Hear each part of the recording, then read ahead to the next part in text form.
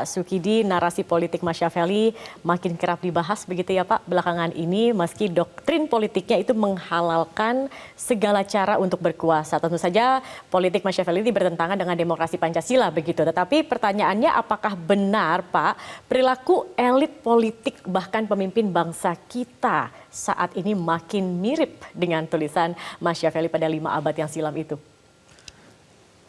Saya kira benar, dan ini saya kira pembeda yang cukup tegas antara politik as vocation yang dilakukan oleh para pendiri bangsa, Soekarno, Hatta, Agus Salim, Nasir, melihat politik as vocation sebagai satu pengabdian untuk bangsa, untuk tanah air tercinta.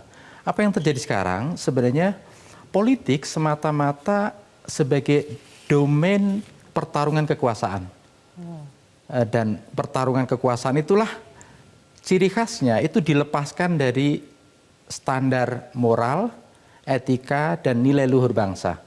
Karena itu satu penanda utama dari politik Machiavellian itu adalah inilah pertama kali dalam sejarah di mana politik itu diceraikan dari etika.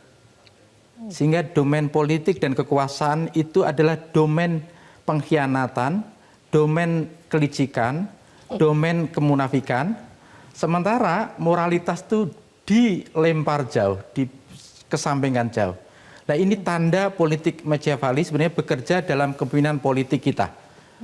Yaitu kepemimpinan politik yang ditandai pertama kemunafikan, yang kedua kelicikan, dan yang ketiga adalah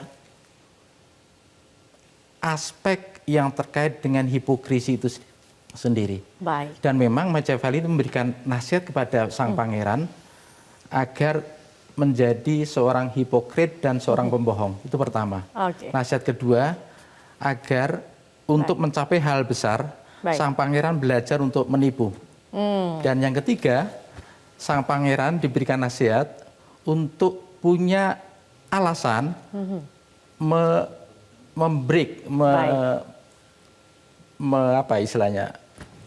melanggar janji-janjinya.